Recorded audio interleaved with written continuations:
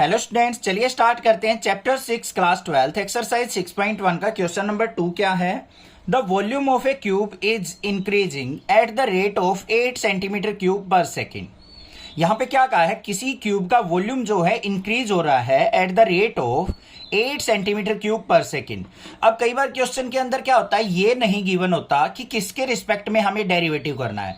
उस टाइम पे हमें क्या करना है, यहाँ पे यूनिट से देख लेना है। सेंटीमीटर क्यूब पर सेकंड दे रखा है, तो इसका मतलब वॉल्यूम का जो इंक्रीमेंट हो रहा है टाइम के रिस्पेक्ट में हो रहा है। समझ में आ गई बात। How fast is the surface area increasing when the length of an edge is 12 centimetre. तो इसकी हेल्प से हमने बताना है कि सरफेस एरिया कितनी स्पीड से इंक्रीज होगा अगर जो एज की लेंथ है 12 सेंटीमीटर हो। इंपॉर्टेंट क्वेश्चन है, देखो कैसे करेंगे।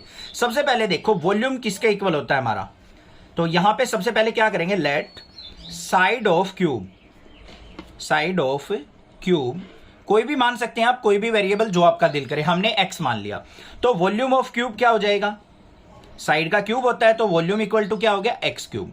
साथ में बात किसकी कर रहा है, वो सरफेस एरिया की बात कर रहा है। तो यहां पे सरफेस एरिया क्या हो जाएगा, 10th क्लास के अंदर पढ़े हैं फॉर्मूले। सरफेस एरिया इक्वल टू, इसको मान लेते हैं कैपिटल एस से, इज इक्वल टू किसके हो जाएगा, 6 इंटू साइड का स्क्वायर होता है 6 इंटू एक्स स्क्वायर हो जाएगा। साइड हमने एक्स मानी है, 6 इंटू साइड का स्क्वायर होता है तो 6x स्क्वायर क्या हो गया, सरफेस एरिया। और उसको रिप्रेजेंट कर लिया हमने कैपिटल एस से, और वॉल्यूम को रिप्रेजेंट कर लिया कैपिटल वी से।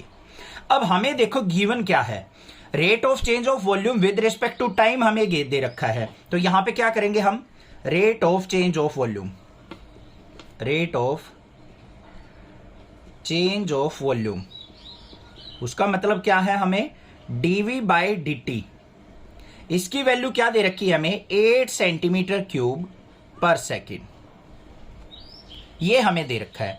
अब देखो हमारी जो साइड है वो किसके रिस्पेक्ट में है, क्या माननी है हमने, x माननी है।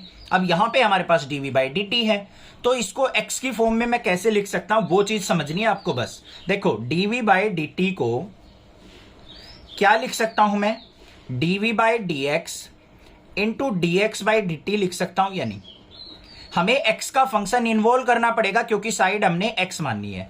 तो हमने इसको x के रिस्पेक्ट में बना दिया, dv by dx into dx by dt, dx से dx कट गया तो ये dv बाई dt के इक्वल तो आ गया। अब यहां पे dv बाई dx, वॉल्यूम कितना है हमारा, x क्यूब है, तो यहां पे क्या लिखा जाएगा, इसको देखो d by dx of x cube into dx by dt। तो यहां पे मेरे पास क्या आ गया, dv by dt equal to x cube का डेरिवेटिव करेंगे तो 3x square into dx by dt। समझ में आ गई या नहीं बात, यही चीज मेन है, आपको समझनी है। दोबारा समझ लो मैं क्या कह रहा हूं। हमारे पास वॉल्यूम जो दे रखा था विद रिस्पेक्ट टू टाइम दे रखा था, और हमारी जो साइड है वो x है, तो हमें तो इंक्रीज इन लेंथ, ये increase in surface area find out करना है। तो वो कैसे निकलेगा, जब हमारे पास x की फॉर्म में डेरिवेटिव हो। तो हमने इसको x की फॉर्म में कन्वर्ट कर लिया, dv by dx into dx by dt। dv by dx मतलब वॉल्यूम का डेरिवेटिव, x क्यूब का डेरिवेटिव 3x स्क्वायर, और x का ये क्या हो जाएगा, dx बाई dt। और dv बाई dt की वैल्यू हमें दे रखी है, ये क्या है, 8 सेंटीमीटर क्यूब। तो यहां पे पुट कर लेंगे 8 is equal to 3x square into dx by dt। और यहां से dx बाई dt की वैल्यू क्या आ गई हमारे पास, ये इसके नीचे आ जाएगा, तो 8 बाई 3x स्क्वायर। ये चीज आपको ध्यान रखनी है, dx बाई dt मतलब x का derivative with respect to time आपने फंक्शन निकाल लिया 8 बाई 3x स्क्वायर। जैसे ये हमें दे रखा था ना, rate of change of volume दे रखा था, dv बाई dt दे रखा था, तो इसी तरीके से आपने dx बाई dt निकाल लिया कि मतलब जो x है, साइड ऑफ द क्यूब है, वो टाइम के रिस्पेक्ट में इस फंक्शन से क्या हो रही है, इंक्रीज हो रही है। अब हम इजिली निकाल सकते हैं अपनी चीज। अब देखो हमें क्या निकालना है यहां पे, how fast is the surface area increasing of the length, increasing when the length of the edge 12 centimetre. हमें सरफेस एरिया के अंदर इंक्रीमेंट निकालना है विद रिस्पेक्ट टू टाइम, क्योंकि टाइम का फंक्शन दे रखा है। तो यहां पे क्या होगा हमारा, इंक्रीज इन सरफेस एरिया, वो किसके इक्वल हो जाएगा हमारा, ds बाई dt। अब ds बाई dt तो हमारा है नहीं, क्योंकि s का फंक्शन हम t के रिस्पेक्ट में तो डेरिवेटिव कर नहीं सकते इसका, क्योंकि s इज इक्वल टू क्या है, 6x स्क्वायर। तो इसका डेरिवेटिव किसके रिस्पेक्ट में होगा, x के रिस्पेक्ट में। तो हम क्या लिख सकते हैं, इसको ds बाई dx लिख सकते हैं और dx बाई dt लिख सकते हैं।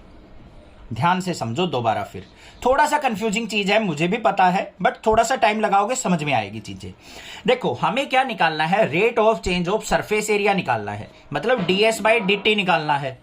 अब s इक्वल टू किसके, हमारा 6x² के है, फंक्शन यहां पे किसका है, x का, तो हम यहां से ds/dx तो निकाल सकते हैं, ds/dt नहीं निकाल सकते, क्योंकि dt निकालेंगे तो ये कांस्टेंट हो जाएगा, t का तो कोई फंक्शन है ही नहीं यहां पे।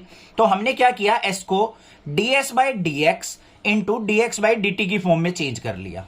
अब यहां से देखो हमारे पास क्या आएगा, ds/dt equal to d/dx of s की वैल्यू क्या है हमारे पास 6x² इंटू dx/dt की वैल्यू आपने निकाली थी, क्या थी 8/3x², थी या नहीं थी। अब इसका डेरिवेटिव कर लो, क्या आ जाएगा हमारा ds/dt इक्वल टू 6x² का क्या हो गया 12x इंटू 8/3x²। इसको सिंप्लीफाई कर लो, 1x से 1x कट गया और 12 8 जा क्या हो गया मेरा, यहां पे ये कुछ कट रहा है, ये कट रहा है, 3 4 जा 12, 8 4 जा 32/x। ये आ गया मेरा rate of change of surface area with respect to time 32/x, और ये किस में हो जाएगा, cm²/सेकेंड में।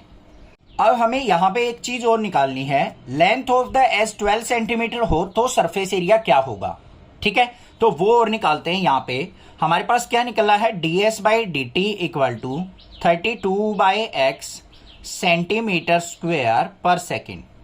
अब उसने क्या कहा है, जब x इक्वल टू क्या हो 12 सेंटीमीटर हो तो ds/dt क्या होगा, तो ds/dt इक्वल टू 32/12 कर देंगे। तो किससे कट रहा है, ये हमारा 4 से कट रहा है, 4 8 जा 32, 4 3 जा 12, तो 8/3 आ गया। तो ds/dt इक्वल टू क्या आ गया, इसको 3 से डिवाइड करेंगे, 3 2 जा 6, 2:2/3 cm²/सेकेंड। ये हो गया आंसर। क्लियर है। अगर ओनली हमें ds/dt निकालना था, rate of change of surface area, तो हमारा आंसर हो गया 32/x, अदरवाइज हमारा ये आ गया जब हमारी साइड क्या है 12 सेंटीमीटर है। Clear question. चैनल को सब्सक्राइब जरूर कर लेना। Thank you students for watching. Next classes video.